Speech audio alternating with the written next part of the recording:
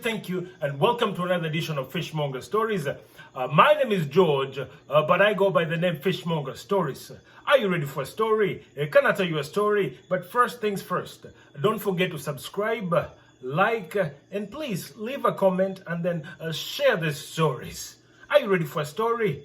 Can I tell you a story? First things first, I have two easy questions to see if you are smarter than an average African child. Yes, today I'm not going to give you an answer, but I'm going to ask you two basic questions to see if you are smarter than an average African child. And then I will leave an answer in the comment section. Are you ready for these questions? Are you ready for these two itty-bitty questions? Question number one, who is on record as the wealthiest man or woman alive in the history of the world? Who is on record as the wealthiest man or woman in the history of the world? It's not King Solomon. It's not Bill Gates. Write your answer in the comment section. Question number two, who is the wealthiest black man or woman? Who is the wealthiest black man or woman today? Yes, who is the wealthiest black man or woman? Leave your answer in the comment section. And it's not Oprah Winfrey either. Are you ready for a story? Can I tell you a story? Are you ready? Are you ready? Are you ready? Ladies and gentlemen, can I tell you a story? If I say hadithi hadithi, you say hadithi njo. Hadithi hadithi, hadithi njo. Paukwa, pakawa, sani, ya mchele. Hopi uyaide, hopi uyaide, hopi uyaide, lukama.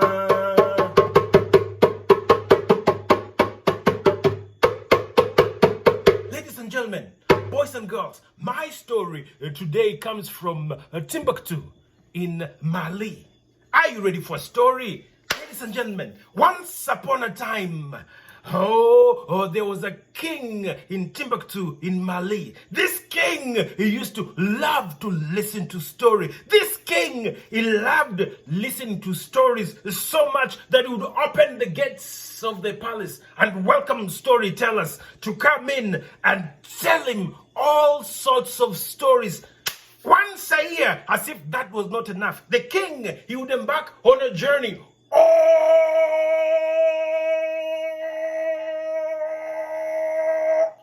around the world, traveling, listening to stories from different culture and different people. He would start right there in Timbuktu and go up north to the Mediterranean and listen to some of those Greek mythology, listen to some of those Arabian Night stories, and cross right over to India and listen to stories of the Mahabharata and the Ramayana, and then cross over to China, and then China, listen to all the Ming Dynasty stories. From China, you would go right up to Europe and listen to all the European stories, listen to all the English stories, listen to all the Irish stories, listen to all the Viking stories, and from there, you would cross the Atlantic all the way to North America. Can I tell you a story? Are you ready for a story? In North America, the natives, they would tell him all different kinds of stimulating stories. And then from North America, he would cross down to the Caribbean, yes, to the island, to the West Indies, and listen to Aesop's stories, listen to stories of Brer Rabbit, listen to some Anansi stories, and then from the Caribbean, you'd cross over to South America, Brazil, Peru, Colombia, Suriname, Venezuela, cross down to the Pacific, sit down, sipping on some of that mate by the Pacific Ocean, while listening to some great stories from South America. Can I tell you a story from South America? Go down, yes, to Australia, where the Aborigines would tell him beautiful, beautiful stories that he had never had before. From Australia, he'd come up again to Africa, South Africa, the Zulu stories, Nkosa stories, and then cross all the way to East Africa, Kenya, Uganda, Tanzania, Uganda, Burundi, all those East African stories. Listen to the stories of Sungura Mjanja. Yes, in East Africa, the rabbit is known as Sungura Mjanja, meaning rabbit the trickster. He is always tricking people.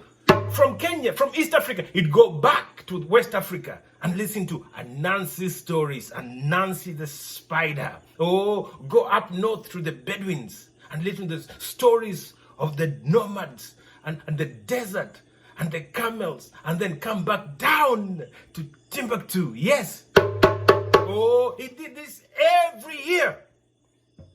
Traveling the world, just listening to stories. But one time, after he came back from traveling around the world, he had an ache in his heart. Something was missing. What do you think was missing?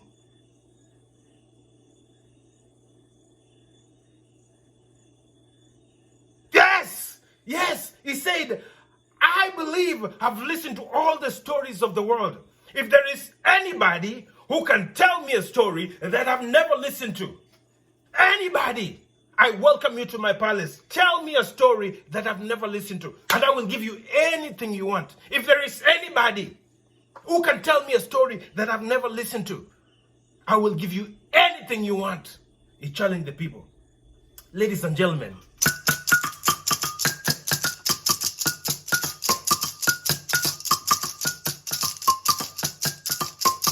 in this part of the world, yes, there are people known as the Griots, the history keepers, or the people who have knowledge about the past, the present, and the future.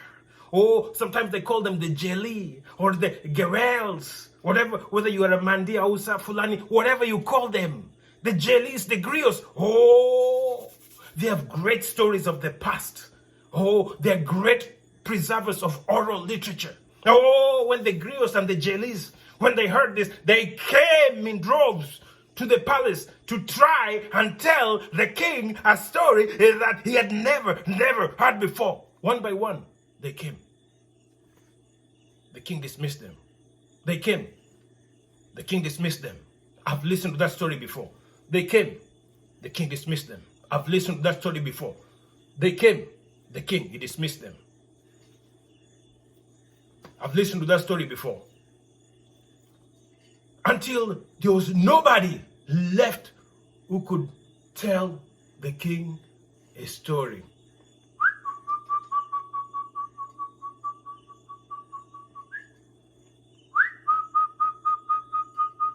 Nobody! Until an old man sitting at the back came and said, Your Majesty, I can tell you a story that you've never listened to before. And the king, he said, indulge me, tell me a story that I've never heard before. And the old man, he stood before the king and he started to tell his story to the king. He said, Your Majesty, once upon a time in the land called Soklo Kipenji, it was a land so beautiful, flowing with milk and honey and grapes. The land had everything.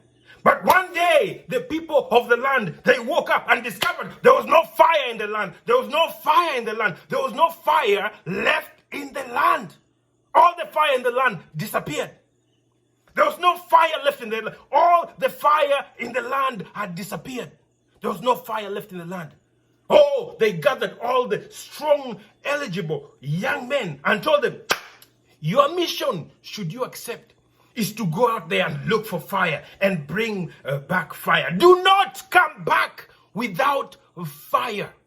Do not come back without fire. Your mission, should you accept, is to go and look for fire. Do not come back without fire. And one such young man, he set out early in the morning to go and look for fire. Oh, he crossed hills and valleys, plains, arid lands, until he came face to face with a very angry river. This river was so angry. Oh, this river was too wide to jump over, too deep to swim under, and too turbulent to cross. But he knew he had to cross the river to look for fire. And so he determined to swim across the river. And he swam, and he swam, and he swam, and he swam, and he swam, and he swam, until he got to the edge of the river. As soon as he came out of the river, oh, it was dripping wet. But guess what was right in front of him? What was right in front was a huge bonfire with glowing red hot ember. And he said, a fire, mortal, a fire, mortal, a fire. Oh, he set his eyes on the most red, glowing ember. And he said, this is the one that I have to take back to my people. And so he picked fresh green oboke leaves, and he took the red glowing ember and wrapped it with oboke leaves so it would not burn his hands. Oh, and so, as soon as he turned around, he was faced with the angry river, too wide to jump over, too deep to swim under, and too turbulent to cross. But he was determined to cross the river. Oh, he held the glowing red amber up above his head, and he started to swim with one hand, swim with one hand, swim with one hand, swim with one hand, until he got into the deepest part, and under the water, the fire was extinguished. And he had to turn back round again to go get the fire. And he swam back, he swam back, he swam back, he swam back, till he came to the edge of the river. And right there was the huge bonfire glowing with red hot ember. He set his eyes on the reddest, the most hot glowing ember, and he said, this one I have to take to my people. He picked up a fresh green oboke leaves and set the amber on it so it would not burn his hands. And he said, this is the fire that I have to take back to my people. And he turned around, and he was faced with the angry river. The river was too wide to jump over, too deep to swim under, and too turbulent to cross. But he was determined to bring this fire to his people. Oh, he held the ember up above his head, and he started to swim with one hand, swim with one hand, swim with one hand, swim with one hand, swim with one, until he got to the deepest part of the river, and the water extinguished the fire. And he had to turn back around again and swim and swim and swim and swim till he came to the edge of the river. And to the edge of the river, there was the huge bonfire with glowing red hot ember. He set his eyes on the most hot ember, and he said, this is the one that I have to take to my people. He took the ember and he covered it nicely with green, fresh oboke leaves so that it would not burn his hands. And he turned around and he was face to face with the angry river. This river was too wide to jump over, too deep to swim under, and too turbulent to cross. But he was determined he had to bring this amber of fire to his people in Soklokpeji. And so he held the amber right above his head, and he started to swim with one hand. And he swam, and he swam, and he swam until he got to the deep end, and and the water, he went underwater, and the fire was extinguished. And so he had to turn back around again and swim back to the edge of the river. He swam back to the edge of the river. When he came out of the edge of the river, there he was met by a huge bonfire with glowing red hot amber. Oh, he set his eyes on one of the reddest, the most hot, red, hot, glowing ember. And he said, this one I have to take back to my people.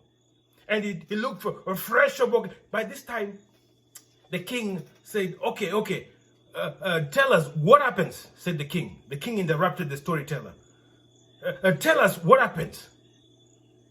And the man, he looked at the king and he said, and the young man, he took fresh oboka leaves. He continued with this story, ignoring the king. He took fresh oboka leaves and covered it nicely. And he said, this is the red hot ember that I have to take back to my people. He put it above his head. Oh, and he started to swim, facing the angry river. Oh, too wide to jump over, too deep to swim under, and too turbulent to cross. And he started to swim with one hand while holding the red hot amber in one hand. And he swam till he got to the deep end, and the fire was extinguished. Oh, and he turned back around again to swim back to get more fire. He swam till he got to the edge of the river. When he got to the edge of the river, oh, there was the huge bonfire with glowing red hot ember. Oh, and he set his eyes on the most red, the most hot ember. And he said, this one, I have to take back to my people. And he took it and wrapped it nicely with fresh oboke leaves so it would not burn his hands. By this time, the king said, enough. Tell me, how does the story end? Enough is enough. Tell me, how does the story end? Interrupted the king. But your majesty, his mission is to bring the fire. He has to bring you have to listen to the end of this. You have to wait. Enough is enough. Tell me what happens. And this storyteller, he ignored the king and said, and he wrapped it nicely with fresh. Enough is enough, said the king. I am losing my mind. Enough is enough. I've heard of all the angry river and the too wide and the too deep and the too turbulent to cross. What happens?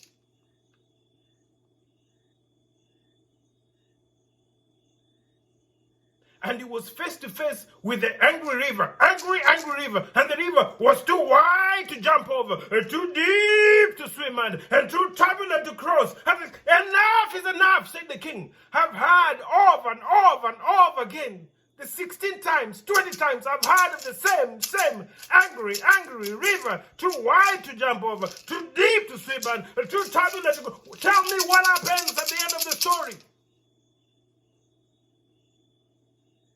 And the young man, he lifted up the red arm and he started to swim with one hand. And he swam till he got to the middle of the river. And the fire was, and the young man, he set out again and swim back.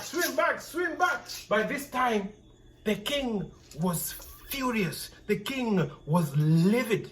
He wanted to hear the end of the story. But the storyteller insisted that I have to tell you how many trips. I have to tell you how it brings it. You have to wait. You have to listen. And that's when the king realized this is a story that has no end.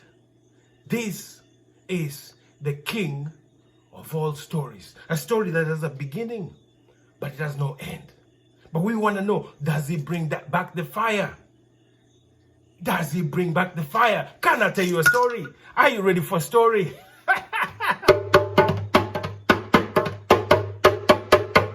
This is the story that has a beginning, but it has no end. It can go on and on and on. It's been told by different cultures, using different narratives. It's called the king of all stories. A story that has a beginning and a story that has no end.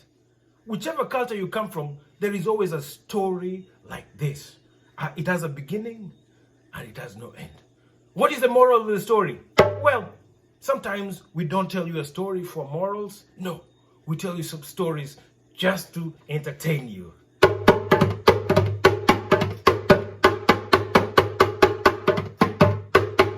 Thank you for listening to the story that is the king of all stories, a story that has a beginning, but it has no end.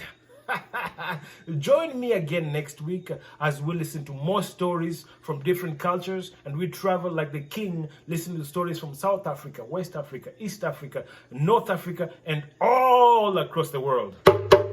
Until then, thank you very much. God bless. Obrigado. Katonda Husekere. Until I see you then, Firimilenge. God bless.